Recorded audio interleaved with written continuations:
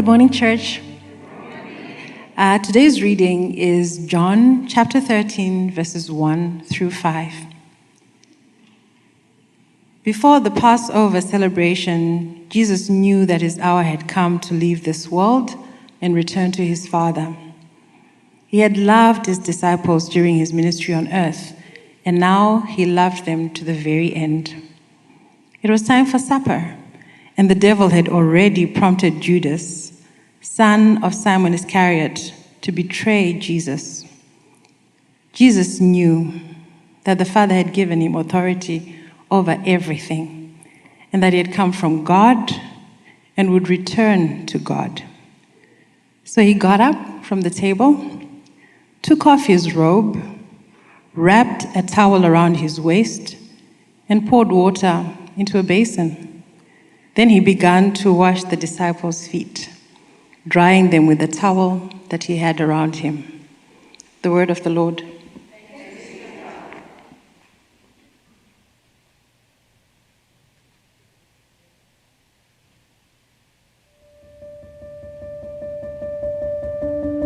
How do we come together in a world that's coming apart? In our Unfractured series, we want to look at the four political religions that are fracturing the church in America. In the modern left, we have the religion of progress, whose creed is, we can change the world. In the modern right, the religion of responsibility, whose creed is, pull yourself up by your bootstraps. In the postmodern left, we have the religion of identity, whose creed is, live your truth. In the postmodern right, we have the religion of security, whose creed is, good fences make good neighbors. Now, each of these quadrants has something good to bring to the table. We see all four of these values in God's kingdom. Progress, responsibility, identity, security, these are all in the Garden of Eden and in the biblical story. Yet each also has a danger when we make an idol out of them, uprooting them out of God's creational design and exalting them over God himself. They can unleash dangerous things in the world. And so we want to ask in this series, how can you bring your leaning but submit your bow? How do we bring our political leaning, whatever perspective and experience you might be coming from with the good gifts that has to bring to the table, but how do we submit our bow to Jesus, giving him our ultimate allegiance? He's the one who's unfracturing us, disrupting politics as usual to redeem our partisan divide.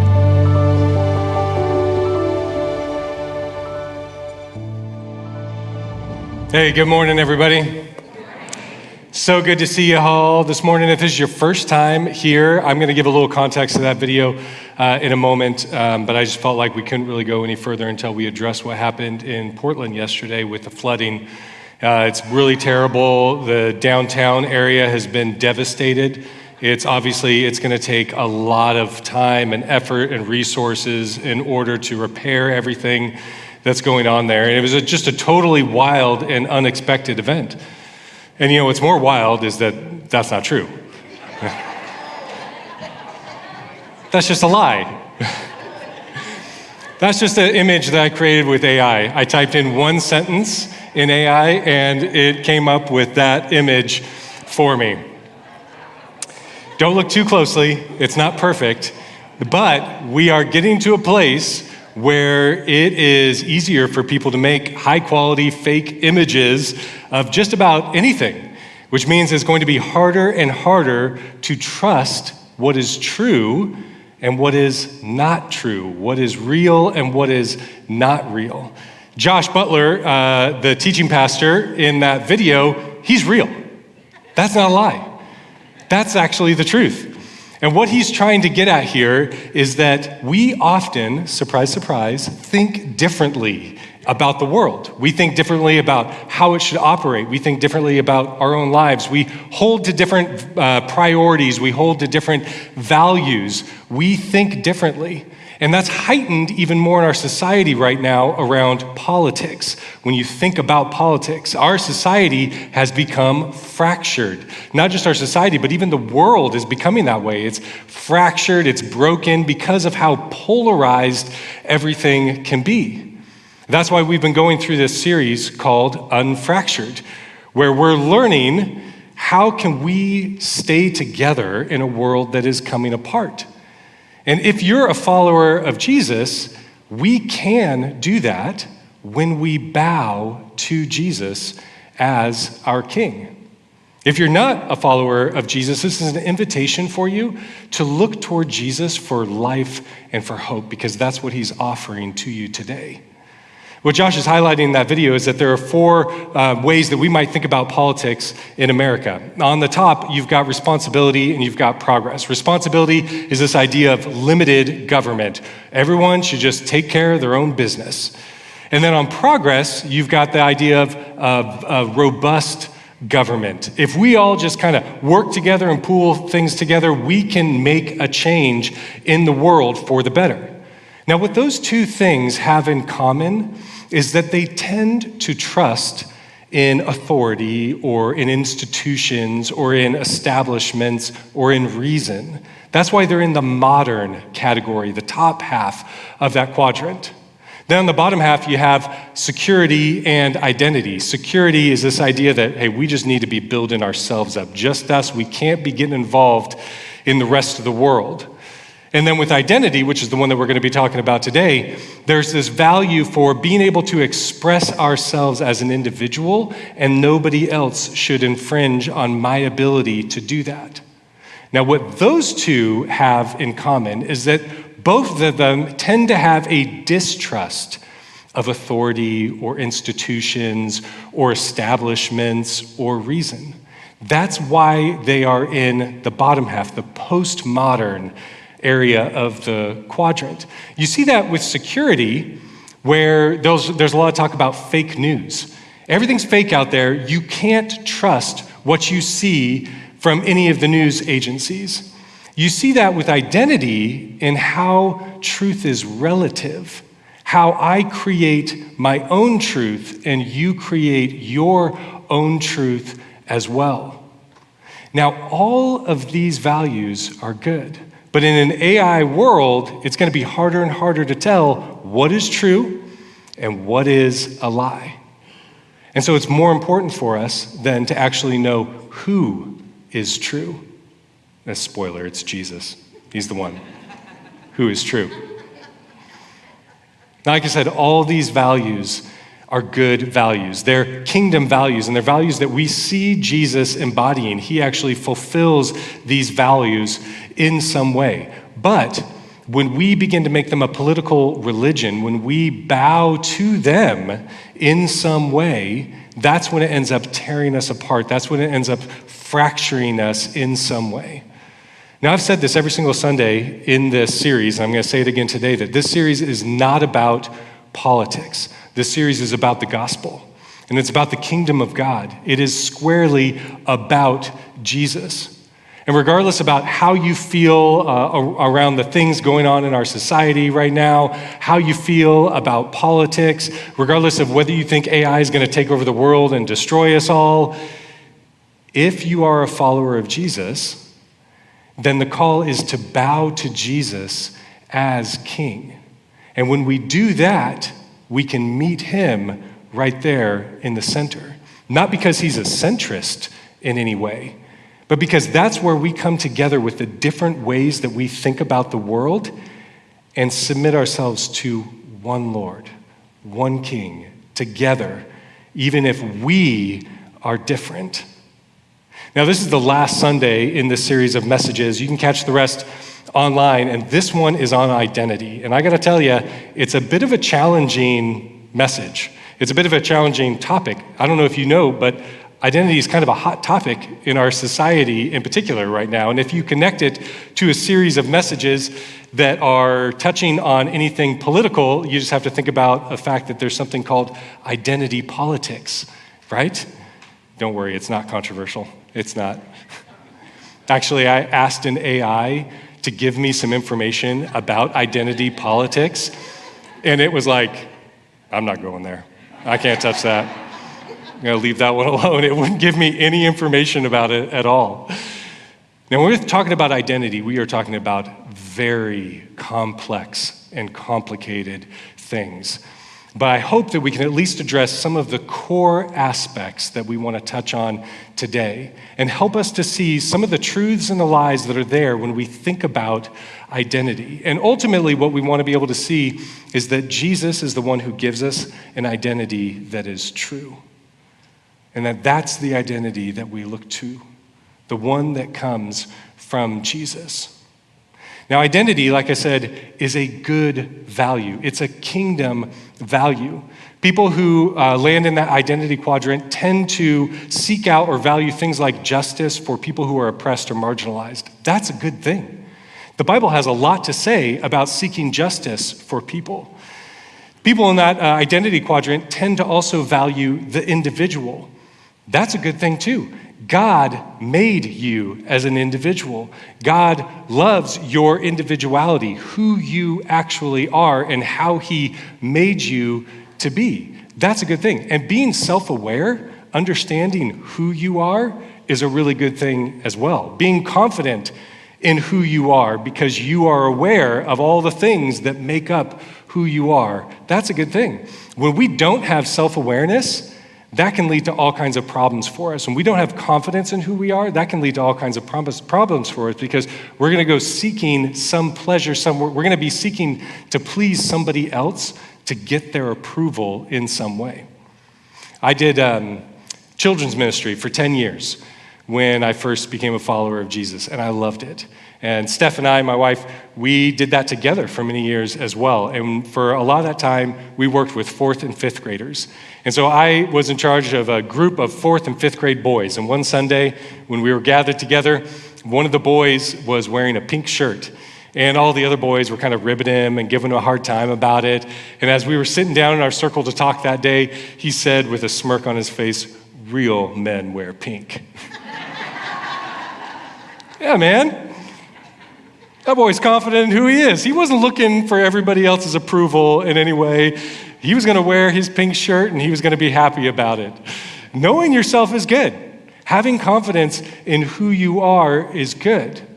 But when we make our individuality and the expression of that individuality a God for us, that's when we end up getting into some serious problems, rather than bowing to Jesus. Identity in the kingdom of God looks different than identity in our individualized worlds. There's something different there. And we're going to learn today from the Gospel of John and from an example of Jesus. So if you've got a Bible, I'd love for you to follow along. You could also just pull out a device, search for John chapter 13. If you don't know how to find any other way, that will probably lead you there. Or if you don't have a Bible, we'd love to give you one. We have some out in the lobby. We'd love to get a Bible in your hands so you could take that home with you today. John chapter 13, I'm just going to start in verse 1 here. It says, "Before the Passover celebration, Jesus knew that his hour had come to leave this world and return to his Father. He had loved his disciples during his ministry on earth, and now he loved them to the very end." The first 12 chapters of John's gospel here, he is recording all the things that he experienced with Jesus. John was one of the 12 disciples. He followed him around for 3 years, and then this is his eyewitness account of all those things that he experienced.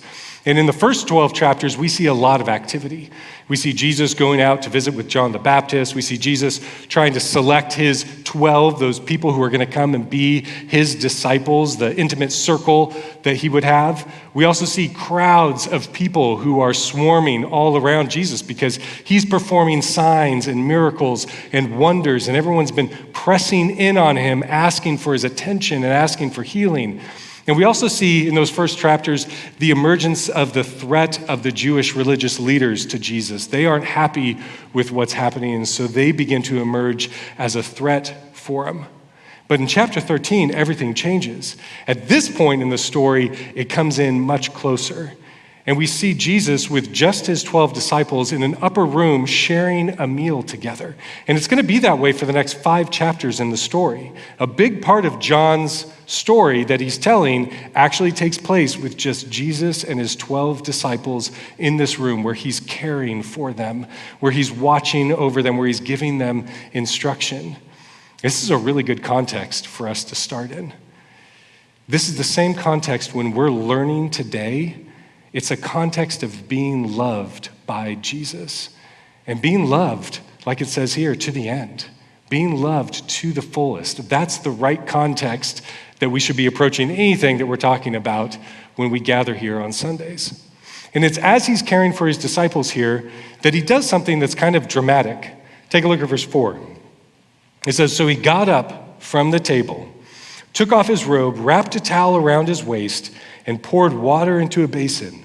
Then he began to wash the disciples' feet, drying them with the towel he had around him." When Jesus came, I'll get to that part in a little bit. He goes to wash their feet. This is the Lord. This is the one that these 12 disciples are going to bow to in some way. And here he is bowing before them, stooping before them in order to wash their feet. Now, you and I, we live in a much more egalitarian culture than when this is taking place. So we might look at that story and be like, wow, what a beautiful moment. It's really amazing what Jesus did. But in that moment, that would have been awkward. It would have been shocking. And probably it would have been offensive as well. And you kind of get a sense of that by how Peter responds in the moment. Verse 6, he says, "When Jesus came to Simon Peter, Peter said to him, 'Lord, are you going to wash my feet?' Jesus replied, 'You don't understand now what I'm doing, but someday you will.' 'No,' Peter protested, 'you will never wash my feet.' Jesus replied, 'Unless I wash you, you won't belong to me.'" We live here. Peter is like getting expressive here. He's going out there and he's like, "Hey man, this is who I am. I know who I am. I'm confident in who I am, and I'm not somebody who's going to let you wash their feet, because that's not the right scenario that's taking place right here." He's getting pretty expressive. I think what Peter is doing here is he's pretty focused on just his own identity that he has within himself, his inward identity. He's looking solely to himself in some way to understand who he is. Now, Jesus is going to change his perspective. Jesus says, "You don't understand this now, but someday you will understand this." You'll understand that you have to get beyond yourself. You have to get over yourself in some way. "Unless I wash you, you will not belong to me." So often, our preoccupation with ourselves ends up limiting our ability to live more of the life of Jesus that he's calling us to, because we don't have the ability to actually get beyond ourselves individually. Before I came to faith in Jesus, my identity was as an independent person. And I loved that aspect of my identity. I'm independent. That's just the way it is. I had started looking for jobs when I was 14. People would just laugh at me when I go in and apply for a job at 14. I dropped out of high school when I was 16. I moved out of my mom's house when I was 16. I started taking care of myself. That was the way that I was going to live life. And then in my mid-20s, when I came to faith in Jesus, I actually had to get beyond that part that I had so strongly within my identity in order to learn to be dependent on Jesus. Because I couldn't be independent and trust in Jesus. I had to learn to be dependent on him. Now, sometimes when we're too preoccupied with ourselves and we can't get beyond ourselves, it's kind of like Peter there, where we're not able to see the value or the worth that we have, the love that is there for us. We look around and it's the lie that we believe that we're unlovable, that we're unforgivable. The things that we've done in life are unforgivable, or that we're just not wanted. We're not liked, or we're not worthy in some way of love from somebody else. The truth is that Jesus didn't die on a cross in order to reject you. Jesus didn't die on a cross in order for you to continue to feel guilty about everything that's going on in your life.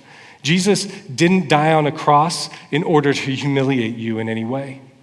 Jesus died on a cross in order to accept you in love if you would just turn to him.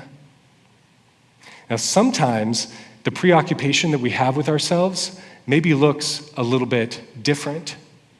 When I look at myself and I try to find my identity solely within myself, I'm going to find that there's both good and not so good, and it's hard for me to discern which one is which. I can't always tell what's happening inside of me. Now, you're probably all good inside. I'm not. And when I look just to myself in order to find my identity, I'm going to find something beautiful. And I'm going to find a whole lot of heartache there as well. I can't look solely to myself in order to define who I am. There's a lie that's out there that says whatever I feel on the inside is the truest thing about me and it must be expressed. There's a term for that. It's called expressive individualism. Whatever I feel must be expressed, and nobody can stop me, nor should anybody stop me from doing that. In other words, I'm not bound to anybody else. I have no authority or connection to others. I'm an island, and a very expressive island at that. Now, I have good desires in me because I am made in the image of God. God made me in God's image. So there are good things in me. And there are also things within me that do not align, that do not look like the image of God. And so I can't just look, again, at myself for all of who I should be. And it doesn't mean, again, that I don't have good desires. It doesn't mean that I'm not important as an individual. It doesn't mean that I can't trust my feelings all the time. It doesn't mean that my feelings are invalid. They're real. My feelings are there, and those feelings are valid. The truth, though, is that all of that is just terribly insufficient on its own. It's not enough. Now, maybe as I'm talking about these things, you're thinking about, maybe you're making some connections with gender in your mind in some way, because that's obviously a pretty hot topic in our culture right now. And it would make sense if you're making that connection, because in recent times, gender has become one of those things that ends up being described as a fundamental aspect of our identity. It becomes the core aspect for us. Now, our gender is an important aspect of who we are and how God made us to be. But it's not the fundamental aspect of who I am or what my identity is. There's more to it than just that. Now, maybe I'm touching a little close to home. Maybe I'm stepping on toes a little bit when I start to talk about that a little bit. Maybe this is something that you've actually experienced in your own life or somebody in your family has experienced. Some of the aspects of trying to navigate how they identify with gender. I just want to make it clear here. Every person needs compassion and every person needs respect. Everybody does. And if I'm touching a nerve with you in some way, I just want to invite you into conversation with it. Let's talk about it. I welcome that. I welcome talking to you about it. But I'm just trying to make the point that what we feel about our gender isn't the fundamental aspect of who we are. And there are lots of stories out there. Every person has their own experience of that. But it's not the fundamental aspect of who we are. There's something more there. Peter had to get beyond himself in order to belong to Jesus. And we also have to get beyond ourselves in order to belong to Jesus. So if we can't rely just solely on ourselves in order to find our identity, the next logical step is that we look outward, that we look beyond ourselves in some way in order to find out what our identity is like and who we are. Look at verse 2 in our passage today. It was time for supper, and the devil had already prompted Judas, son of Simon Iscariot, to betray Jesus. Judas is one of the 12 disciples. He's been following Jesus for 3 years. He's been intimately involved in all of the ministry activities that Jesus has been doing. He's been sharing all of the meals with him. He's been sleeping in the same areas. He's been all around all of that. And he's actually going to be the one who ends up betraying Jesus. He's going to go to the religious leaders, and he's going to set Jesus up in a moment in order to bring the Roman soldiers in so that he could be arrested and then eventually led to his death. Why would Judas do that? Well, John says that the devil affected him, influenced him in some way. Well, the devil made me do it, I guess.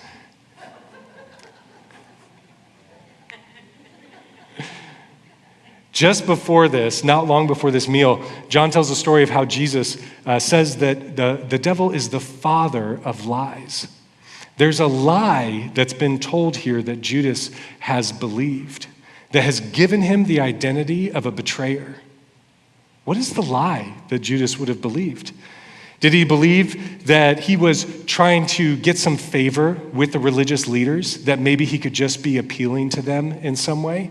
Did he believe the lie that the money that he was going to receive in order to betray Jesus would actually give him some sort of status in society in some way? Did he believe that as he was watching Jesus go around and listening to his teachings, that he thought within his cultural moment, the teachings of Jesus were just not going to be acceptable?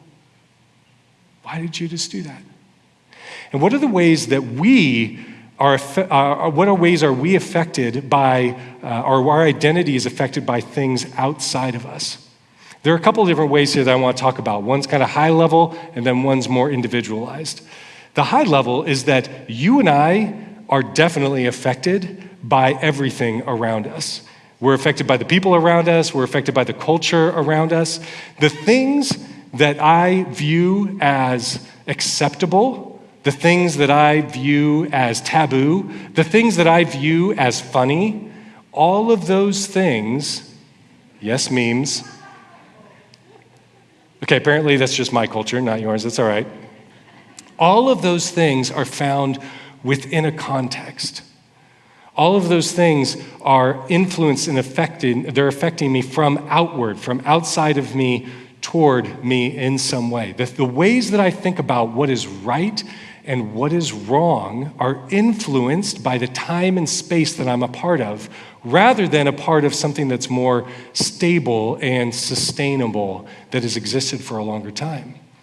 That's honestly why identity is such a hot topic right now, because the philosophical underpinnings that brought it into play in today's culture is rubbing up against and pushing up against other things that may not be acceptable any longer. This is the high level view of what we might think about and how we're affected. Our identity is affected by the things that are around us outwardly. But there are also ways that we're affected just more individually. There are ways in which we believe the lies that we need to look toward other people in order to receive the validation that we need. That we need to look outwardly in order to be actually accepted. That our identity hinges on what other people are going to say about us, whether they're going to approve us, whether we're doing or saying the right things around them. I'll just tell you, as somebody who speaks in front of other people, that can be, if I have to listen to everything that everyone says about me, if I have to absorb that into my psyche, that's going to be a pretty tearing thing. It's going to tear me apart to have to do that in some way. Especially if I've crafted an identity for myself as like this really great speaker, and then I have to take in that not everybody thinks that I'm a really great speaker. Yeah. Thanks, Marlis. It's both the good and the bad that I can't take in as my identity. Even the nice comment from Marlis there. I can't frame my identity around what you think about me, which, hear me, I care what you think. I love you all very much. But I can't base my identity around that at all. That, the truth is, that would be crushing for me. If I had to make my own identity, hold it out in front of you all for scrutiny, it wouldn't pass muster. That's not the saying. Don't worry about it. it would be crushing for me. I wouldn't be able to handle it. And none of us really can when we're looking outside of ourselves and saying that my identity is based on what everybody else is going to think about me in some way. It's exhausting. It's a dead end. We're all influenced by the people around us, and our perception of ourselves is influenced by the people around us. But I can't let that be my identity. So if I can't look just inward for my identity and my feelings, and I can't look outward at all of you for what my identity is, where am I going to find out who I am? Don't give it away. Yes, it's Jesus. Jesus, yeah, you're right. Jesus in this passage, you see, he's not concerned about what other people are thinking about him. He's not looking outward in some way and trying to get approval from other people. He's bowing down before his disciples and washing their feet. And he's already undergone so much scrutiny just in the first 12 chapters of the Gospel of John. People who have threatened to kill him, tried to kill him, people who are questioning him all the time. He couldn't endure the suffering, the pain, and the difficulty. He couldn't bow and clean the feet of his disciples, not being concerned about whether, well, maybe they won't want to follow me anymore. Maybe they won't think that I actually have the authority that I think that they have. He couldn't do any of that if he was just worried about what everybody else was going to think around him. And Jesus also, he doesn't seem to be like trying to express his authentic self all the time either. He's never concerned about that in any way. So he doesn't live in isolation, but he's also not worried about what everyone else is saying. He's not looking at just an inward identity that he has, and he's not looking toward an outward identity that he has. He's looking toward an upward identity. He's looking at a kingdom identity. Look at verse 3. Jesus knew that the Father had given him authority over everything, and that he had come from God and would return to God. So he got up from the table and he began to wash the feet of the disciples. Jesus knew exactly where he had come from. He had come from the Father. And he had been tethered to the truth of who he was in relationship to the Father. He didn't have to look to anybody else. He didn't even have to rely upon himself for that, because he knew it was in relation to the Father and being tethered, being bound to the Father, that's where he was going to find his identity. He had come from God and he was going to return to God, and everything that happened in the middle, looking for everybody else's approval, none of that had to happen, because he knew not only where he came from, but he knew where he was going to. He was returning to God. The Father also had given him authority over everything. Jesus' identity is as Lord, but he didn't craft that identity on his own. It was given to him by God. Now, you and I can have the same story. God didn't just give identity to Jesus. God gave identity to all of humanity, each one of us individually. And it's a beautiful identity, and it's unique, and it relates specifically just to you. You were created in a specific, intentional way. Your identity is found in that connection that you have with the Father. When we identify ourselves with Jesus, we're tethering ourselves to the Father, the Maker, the one who created us, through Jesus. And that's where we're going to find our identity.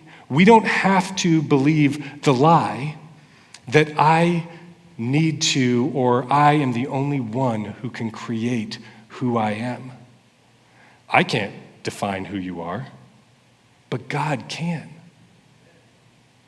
And I don't have to fall for the lie that my identity is dependent on what everybody else thinks about me in some way.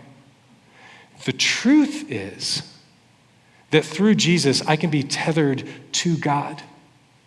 And the God who made me in God's own image has made me good.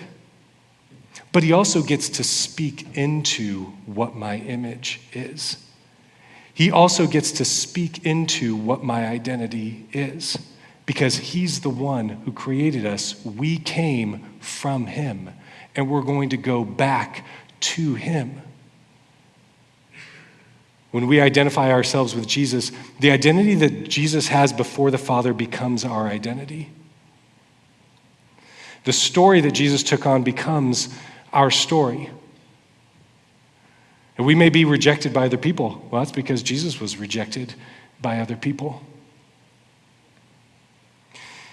We get to be tethered, though, to the Father through Jesus.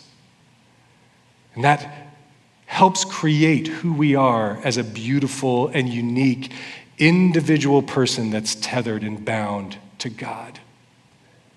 We're told that we need to live our own truth. You can live the truth of who Jesus is. You can identify with him and live that truth.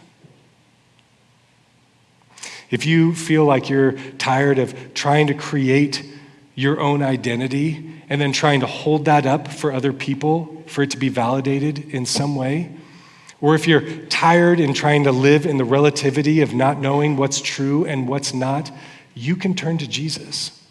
He is the way, the truth, and the life. And he will give that life to you. And he will show you the way. And he will form your identity into someone who is like him.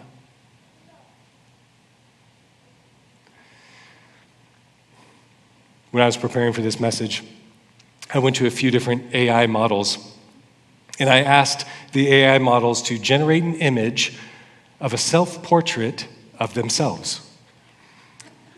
In other words, I wanted to see, how did the AI model perceive itself?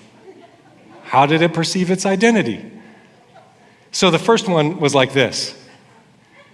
Well, sure, that's kind of, looks like computery, kind of ethereal. It's everywhere. There are like connections. That makes sense, I think, yeah. Another one gave me this image, a language model. This one is a language model.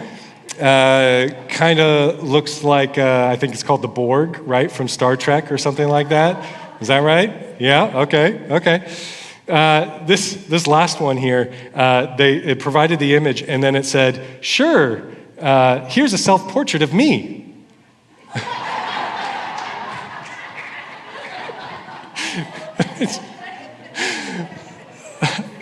I'm not kidding you. All I asked for was a self-portrait, and that's what it provided. AI can be a pretty divisive topic right now, but not as divisive as politics. Politics can be very divisive, especially if we lean too hard into any of one of these, responsibility or progress, security or identity. When we lean so hard into those things that they become a political religion for us, that they become the thing that we believe, the lie about, that they are going to be the provider of salvation for us in some way. That's the lie. The truth is that Jesus provides salvation. He's our only hope. And if you're a follower of Jesus, then you bow to King Jesus. And when you do that, regardless of which way you lean, we can all come together at this table. We can come together right where Jesus is. He's in the middle there, but that doesn't mean that he's a centrist. It just means that we, a very diverse group of people, like the 12 disciples, who all had very different political opinions, can come together around Jesus when we bow to him humbly as our God. He is the one, and that's the truth. Let's pray. Jesus, you're good. I trust you, God, and I just am so grateful for all the grace and the care that you show to us all the time. Each and every person, not just people who are in church, but you love everybody. You love everybody that's out there. You died so that everybody who's out there could be tethered to your Father, could be bound to your Father, and to experience the goodness of who you are. Thank you for that goodness. Thank you for being trustworthy. Thank you for being faithful. Thank you for being forgiving. Help us, Lord, to follow you well each day, all of us individually, and then collectively together as your people. Help us to follow you well. Amen.